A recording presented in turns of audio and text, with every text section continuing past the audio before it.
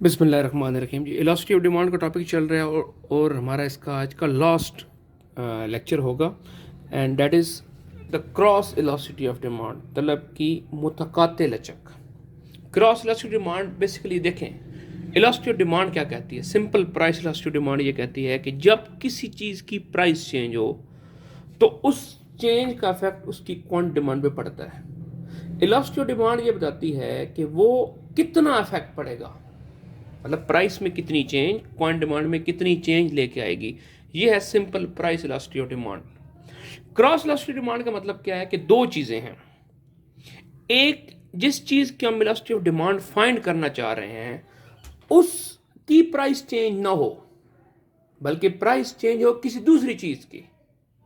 तो किसी दूसरी चीज की प्राइस में चेंज हमारी पहले वाली चीज की क्वांटिटी डिमांड में कितनी चेंज लेके आएगी, that is called as cross elasticity of demand. ये क्या कहलाती है जी? क्रॉस इलास्टिसिटी ऑफ डिमांड कहलाती है। So cross in case of cross elasticity demand we study, हम क्या स्टडी करते हैं? That a change in the price of one commodity it brings how much change in the quantity demand of other commodity. ठीक है जी, दो commodities हम क्या लेते हैं, एक कमोडिटी है मेरे पास x फॉर एग्जांपल और एक कमोडिटी मेरे पास क्या है, y है। ठीक हो गया जी। तो इन case of price of y changes, that change will bring up how much change in quantity demand of price of quantity demand of commodity x। चले जी, सो हम ये कह सकते हैं कि अगर हम लोगों ने निकालनी है, पहले सबसे पहले हम ये बताएंगे, हम कहेंगे हमारा जो quantity demanded of let's suppose एक कमोडिटी है x, ये फंक्शन है किसका? एक और कमोडिटी y का। So quantity demanded of x is a function of price of y। अब हम आते हैं इसके फार्मूला की डेरिवेशन की तरफ। किसका फार्मूला कैसे डिराइव हो सकता है? क्रॉस इलास्टिसिटी ऑफ डिमांड, ये सबस्क्रिप्ट में लिख रहा हूँ x एंड y के। y में प्राइस की जो चेंज है उसका कितना इफेक्ट है क्यू डी ऑफ x के ऊपर। तो ये सिंपली क्या हो जाएगा?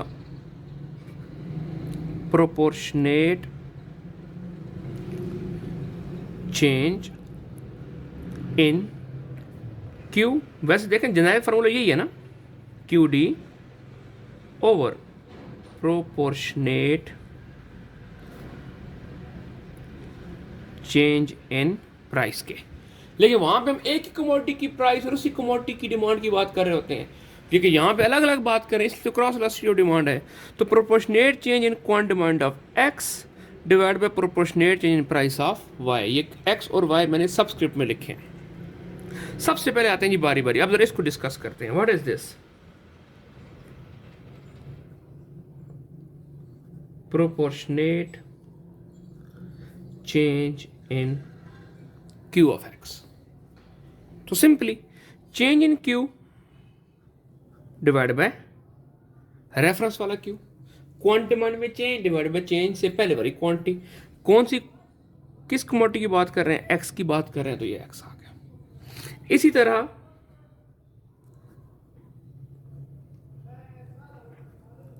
प्रोपोर्शनेट चेंज इन प्राइस क्या होगी?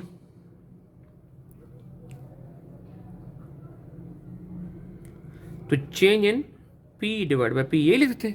लेकिन अब सिर्फ यहां पे है क्या बात के किसी और कमोडिटी y कमोडिटी की प्राइस की बात हो रही है। अब ये दोनों वैल्यूज क्या करते हैं, उसके अंदर आप पुट करते हैं, तो देखिए क्या बन जाएगा। Cross elasticity of demand of x with respect to y, proportionate change in qx, तो वो क्या है? Change in qx divide by q over, यहां पे ओवर है, इसको मैं डिवाइड लिख लेता हूं, change in P Y over P Y, delta P Y over P Y. Okay जी, अब ये डिवाइड का साइन खत्म करें, इसको मल्टीप्लाई बना दें, तो ये अगली चीज उल्ट हो जाएगी। तो change in Q X over Q multiply by P Y over delta P Y. Delta वाले एक तरफ इकट्ठे कर लें, उनको आप एक फ्रैक्शन में ले आए, तो चेंज इन क्यू एक्स, इसको इसके नीचे लिख लेते हैं, change in P Y multiply by P Y over Q. तो लें जी, ये हमारे पास हमारा फार्मूला डिराइव हो गया है किस चीज़ का, क्रॉस वेलोसिटी ऑफ डिमांड का। या अगर हम इसको डेरिवेटिव की सेंस में बात करें तो हम इसको यूं भी लिख सकते हैं, चेंज को हम डेरिवेटिव डी शो करें तो D Q X with respect to P Y multiply by P Y over Q of X. यहाँ पे एक्स कमोडिटी की बात हो रही है।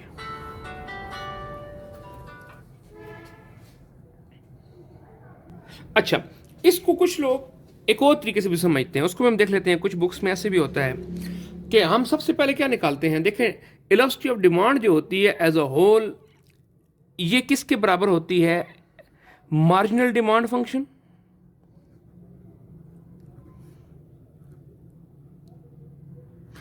डिवाइड बाय एवरेज वैल्यूज या रेफरेंस वैल्यूज के।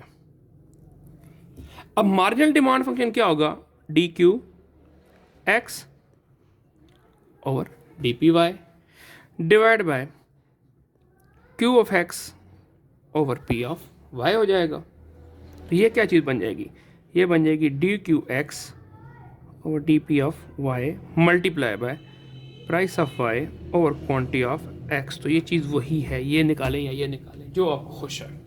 तो ये हमने क्या कर लिया, इसका फार्मूला डिराइव कर लिया कि velocity of demand, cross velocity demand को हम किस तरीके से निकाल सकते हैं, उसके फार्मूला डेरिवेशन है क्या। ठीक हो गया जी। अच्छा जी, अब आते हैं जी इसकी डेफिनेशन के ऊपर कि इसकी डेफिनेशन है क्या। वैसे अमूमी तौर पर डेफिनेशन पहले कर लेते हैं, लेकिन जो इसका कंसेप्ट समझना ज़रूरी था तो पहले हमने आपको इसका कंसेप्ट समझाया कि होता कैसे है। अब ज़रा देखते हैं कि हम इसको डिफ़ाइन कैसे करेंगे।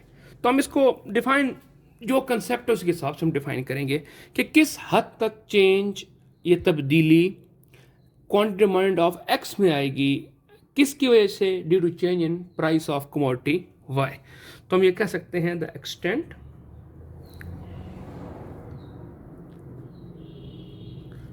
To which a change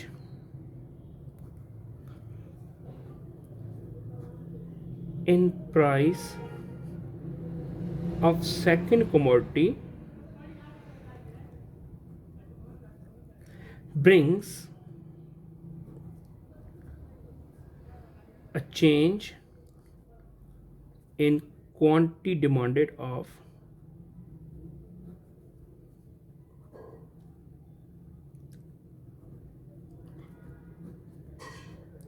first commodity. ठीक है जी। इस डेफिनेशन के अंदर हम लोगों ने नाम नहीं लिखे कमोडिटी कौन सी और कौन सी नहीं है। अगर हम इसको एक्स वाई के हिसाब से करें तो हम इसको ये भी वर्डिंग दे सकते हैं, the extent to which the demand for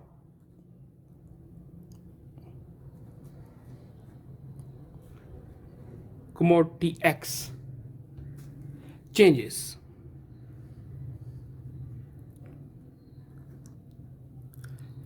as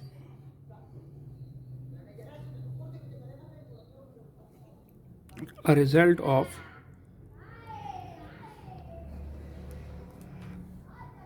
change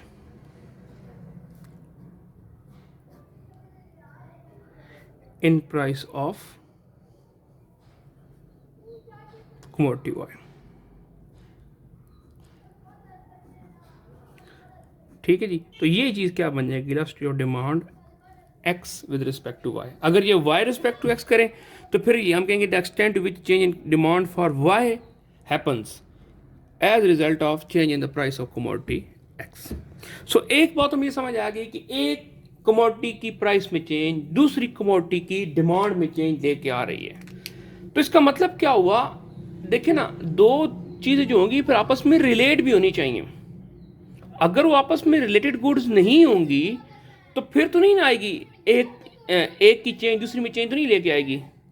okay जी। तो जिस तरह हम आपको बता रहे थे कि क्रॉस वेलोसिटी डिमांड तभी हैपन हो सकती है जब दो चीज़ें आपस में क्या हों, रिलेटेड हों। अब देखें, दो मुमकिन पॉसिबिलिटीज़ हैं कि अशिया आपस में किस तरह रिलेटेड हो सकती हैं।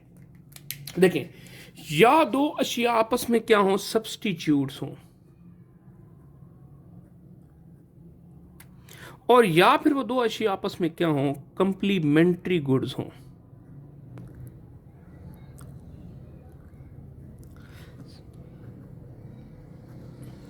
ठीक है जी, या इसको एक और भी नाम दिया जाता है म्यूचुअली कॉम्प्लीमेंट्स हों। ठीक है जी, आपस में एक दूसरे क्या करते हो, कॉम्प्लीमेंट करते हैं। उनका मतलब क्या है, अभी आपको बताते हैं इनका मतलब क्या है। देखिए, सब्स्टिट्यूट अशिया वो होती हैं जो एक दूसरे की जगह इस्तेमाल हो सकें, मतलब एक दूसरे का नेमुल बदल हो। एक चीज़ इस्तेमाल नहीं करनी, ओके जी, उसकी जगह दूसरी इस्तेमाल कर लें। फॉर एग्जांपल, आज खाना नहीं खाना, रोटी नहीं खानी, ओके जी, चावल खा लें। ठीक है जी, आज हमने मटन नहीं खाना, चिकन खा लें। चिकन नहीं खाना, मटन खा लें। ये आपस में कौन सी गुड्स हैं जी, सब्स्टिट्यूट गुड्स हैं। सही है, जैकेट नहीं लेनी, कोट ले लें, शॉल ले लें, स्वेटर ले लें। ये आपस में क्या है, एक की सब्स्टिट्यूट है। The goods which can be use instead of और in place of each other are called as substitute goods. और कंप्लीमेंट्री गुड्स कौन सी होती हैं, वो वाली गुड्स जो अकेली इस्तेमाल ना हो सकें। ठीक है, ऐसी अशिया जो दो इकट्ठी मिल के इस्तेमाल हो। फॉर एग्जाम्पल, ये पेन है, ठीक है जी, अब ये पेन बिल्कुल ठीक है, इसमें इंक ना हो तो क्या ये चल सकता है, नहीं चल सकता। गाड़ी है, व्हीकल है आपके पास, उसमें अगर पेट्रोल ना हो, फ्यूल ना हो, तो क्या वो गाड़ी चलेगी, नहीं चलेगी। इट मीन अकेला पेट्रोल भी किसी काम का नहीं है और अकेली गाड़ी भी किसी काम की नहीं है। अकेला पेन भी किसी काम का नहीं है और उसमें जो डलने वाली इंक है, ये रोशनाई है, वो भी किसी काम की नहीं है। जब ये दोनों अशिया इकट्ठी इस्तेमाल होने वाली हों तो then those goods are called as complementary goods. Complementary goods have a joint demand, उनकी डिमांड होती है वो जॉइंट डिमांड होती है। ठीक है, और सब्स्टिट्यूट गुड्स की डिमांड किस तरह होती है, इन प्लेस ऑफ वन अनदर, एक दूसरे की जगह इस्तेमाल होते हैं।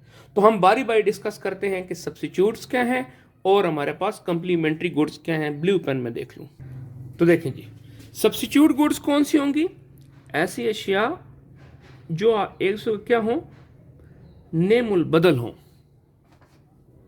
और कंप्लीमेंट्री गुड्स कौन सी, जिनकी तलब क्या हो, मुश्तरक तलब हो, अकेली वो किसी काम की ना हो। सो हम बारी बारी दोनों को पकड़ते हैं और दोनों की सूरतों में देखते हैं कि क्रॉस इलास्टिक डिमांड की नेचर किस तरह होगी, वो बिहेव किस तरह करेगी। देखिए जी, सबसे पहले हम देखते हैं cross elasticity of demand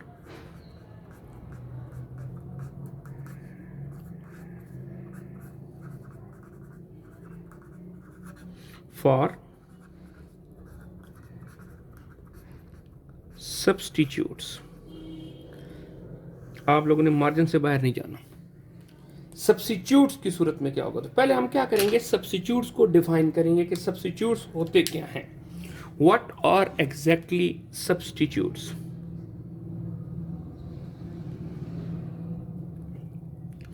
to goods which can be used instead of each other, एक दूसरे की बजाय, पहले की बजाय दूसरा इस्तेमाल कर लें, दूसरे की बजाय पहला इस्तेमाल कर लें, then these goods are called as substitute goods. For example, lecture सुनना है, मोबाइल पे सुने या लैपटॉप पे सुने, तो मोबाइल और लैपटॉप आपस में क्या हो जाएंगे, फॉर दिस पर्पस सब्स्टिट्यूट हो जाएंगे। ठीक हो गया जी। सो इन दो चीजों को आपस में क्या कहेंगे, सब्स्टिट्यूट कहेंगे। Two goods which can be used instead of each other और कॉल्ड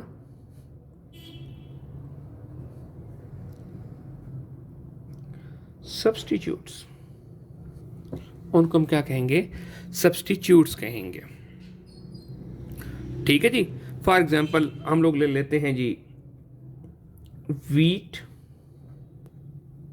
एंड राइस, ये एक दूसरे के क्या हैं जी, आपस में सब्स्टिट्यूट्स हैं। ठीक हो गया जी, ओके जी। इसका अच्छा, पहले इसको जरा समझिए कि इसकी नेचर कैसे हो सकती है। सपोज, या इसको हम एक एग्जांपल और लेते हैं, उसको हम कैरी करते हैं, मटन एंड चिकन। अब देखिए इसकी नेचर क्या हो सकती है, काम कैसे करता है। सपोज एक बंदा है, वो मीट लेने जाता है बाजार में, तो उसके पास दो ऑप्शन है, या चिकन पका ले या आज बकरे का गोश्त मटन पका ले, ठीक है। अगर उसने ज़हन बना रखा है कि यार मटन महंगा है और मैंने चिकन खरीदनी है, बाजार में जाए और पता ये चले कि यार आज मटन की जो प्राइस है वो 200 रुपये फी किलो सस्ता हो गया, अल्लाह करे ऐसा हो, तो वो क्या करेगा, वो कहेगा यार जो मैंने चिकन भी खरीदना था मैं चिकन को भी कम खरीदता हूं और वो पैसे मैं किस पे लगा देता हूं, मटन पे लगा देता हूं। तो देखिए पहली बात तो क्रॉस इलास्टिक की सिनेरियो बन रहा है कि नहीं बन रहा, हुआ क्या, प्राइस चेंज किसकी, मटन की, डिमांड किसकी चेंज हो रही है, चिकन की।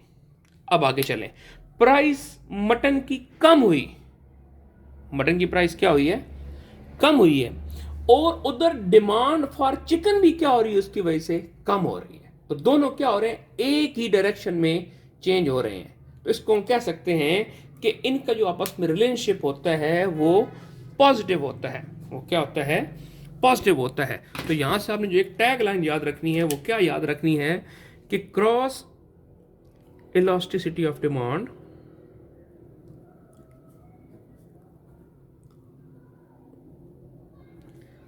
फॉर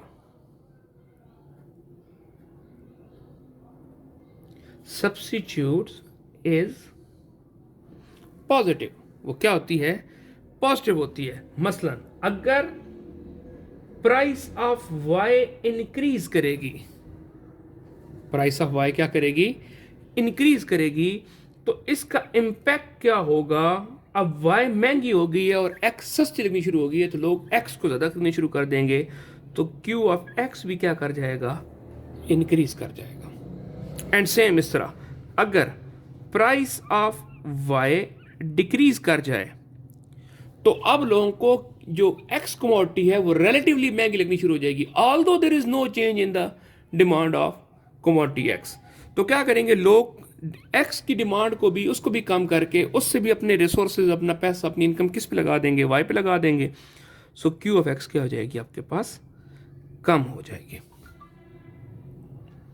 ये होगी जी बात। अब अगर इसको हम एक टेबल के जरिए देखते हैं और जो फार्मूला हम लोगों ने बनाया उसको हम क्या करते हैं, अप्लाई करते हैं।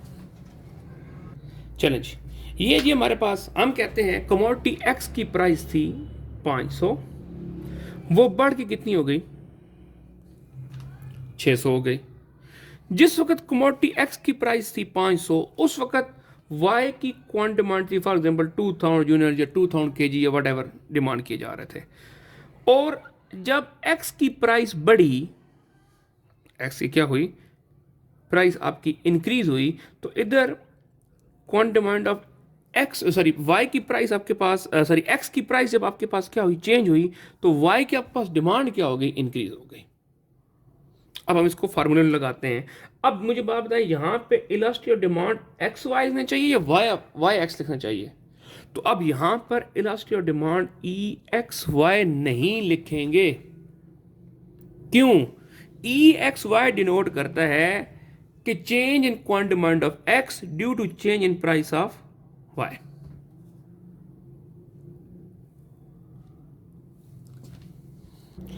ठीक है जी।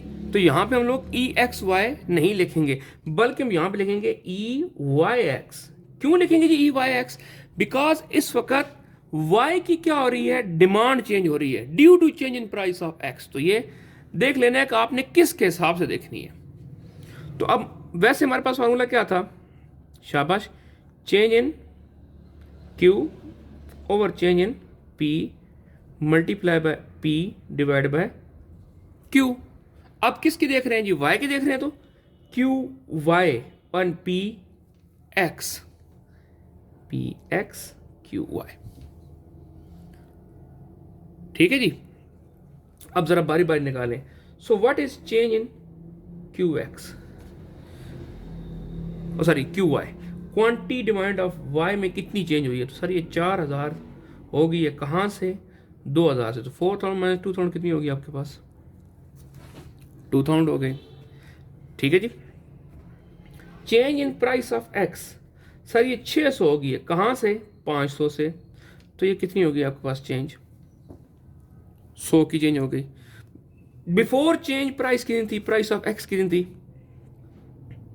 पी ऑफ एक्स वो थी 500, and before change quant demand of Y कितनी थी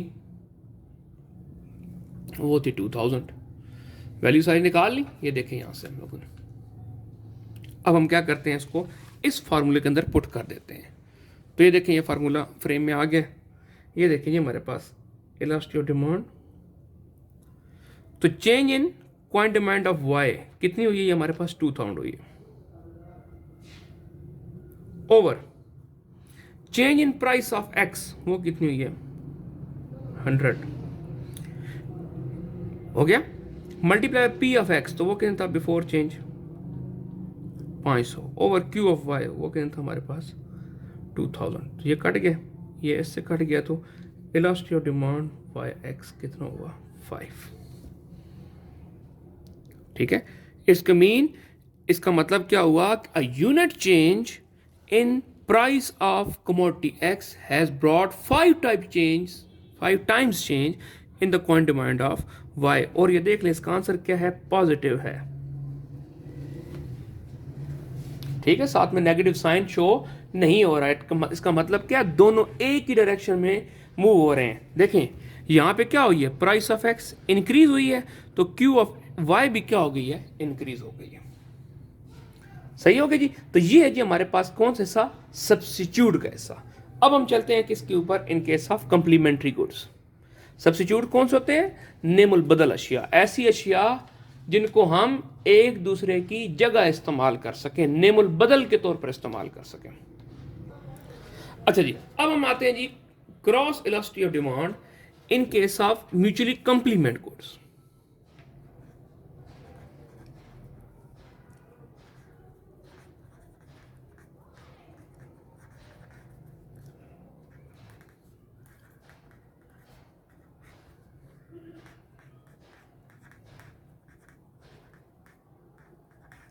mutually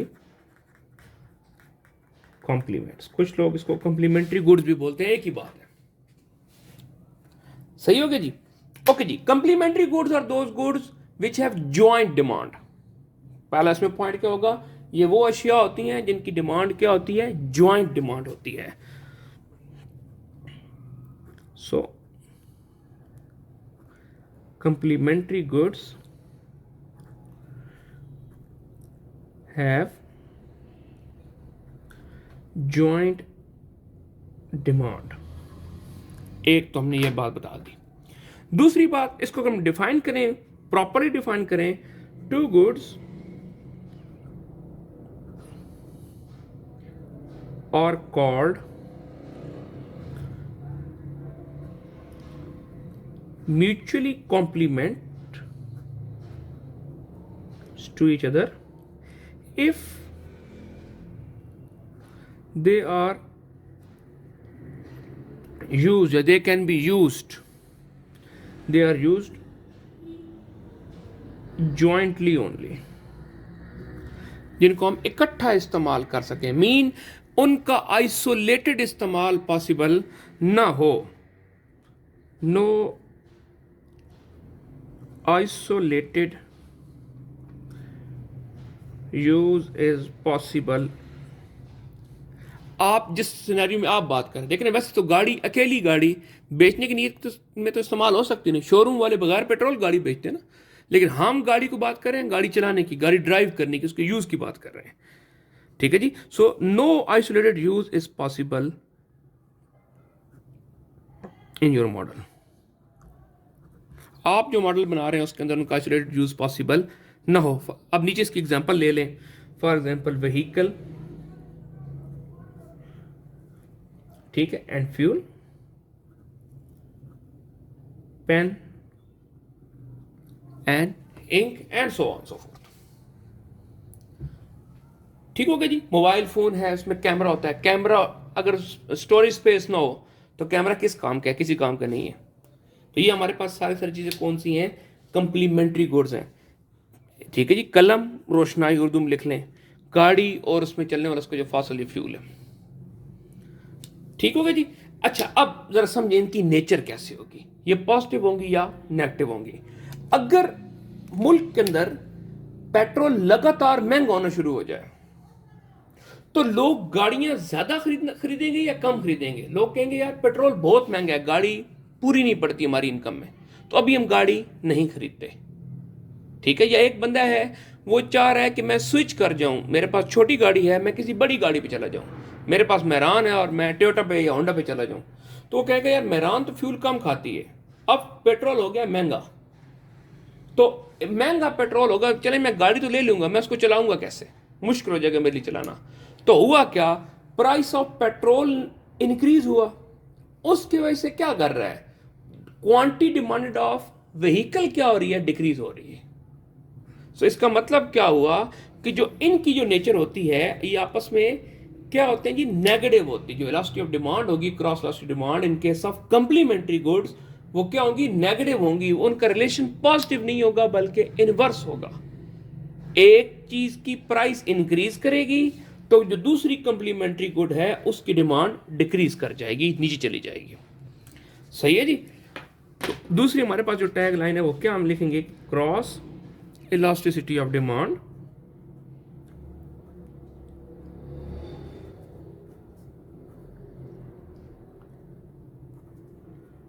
is negative in case of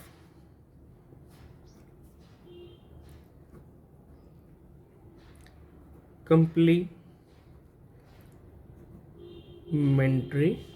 goods. Complementary goods की सूरत में क्रॉस इलास्टिक डिमांड आपके पास नेगेटिव होती है, ठीक है जी। तो ये बात आपने ध्यान में रखनी है। अब इसका बनाते हैं हम लोग टेबल और देखते हैं जी क्या हो सकता है। ओके जी, ये देखें जी, हम लोगों ने दो गुड्स ले ली, एक कमोडिटी एक्स और एक कमोडिटी वाई है। कमोडिटी एक्स की प्राइस थी वही 500 और वो बढ़ कितनी हो गई, 600। बिल्कुल सेम उस तरह जब कमोडिटी एक्स की प्राइस 500 थी तो उस वक्त जो कमोडिटी वाई थी उसकी डिमांड हमारे पास थी 2000। फिर क्या हुआ, जब एक्स की प्राइस बढ़ी तो यहां पर अगर ये कंप्लीमेंट्स हैं तो नेगेटिव इंपैक्ट होना चाहिए ना, तो इसकी क्वांटिटी डिमांड क्या होनी चाहिए, कम होनी चाहिए। लेट्स सपोज 2000 से कितनी हो गई, 1000 हो गई। तो देख लें, प्राइस ऑफ एक्स ने इंक्रीज किया लेकिन क्यू ऑफ एक्स ने क्या किया, डिक्रीज किया। तो अगर हम यहां से इसका फाइनल रिलेशनशिप बनाएं तो हम ये कह सकते हैं कि if price of X increases तो इसका इंपैक्ट क्या होगा, quantity demand of Y will decrease. And दूसरी चीज, if the price of X decreases तो फिर जो हमारे पास क्वांट डिमांड ऑफ वाई होगा वो क्या हो जाएगा, बढ़ जाएगा। और इसको उल्ट दूसरे में लिखें कि अगर प्राइस ऑफ वाई इंक्रीज कर जाएगी तो क्वांट डिमांड ऑफ एक्स क्या कर जाएगी, डिक्रीज कर जाएगी। एंड अगर प्राइस ऑफ वाई डिक्रीज कर जाएगी तो क्वांट डिमांड ऑफ एक्स क्या कर जाएगी, इंक्रीज कर जाएगी। ठीक हो गया जी। अच्छा, अब जो हमने टेबल बनाया है इस टेबल से हम लोग अपनी वैल्यूज निकालते हैं, पुट करते हैं और आज का लेक्चर हम लोग वाइंड अप करते हैं।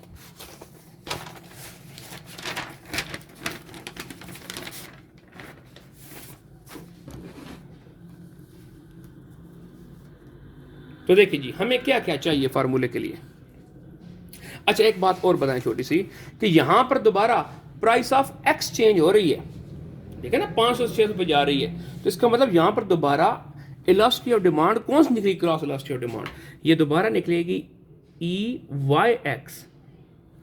जिसकी प्राइस चेंज हो रही होती है उसके रिस्पेक्ट में दी जाती है, और जिसकी क्वांटिटी चेंज हो रही होती है बेसिकली उसकी इलास्टिसिटी ऑफ डिमांड फाइंड की जा रही होती है।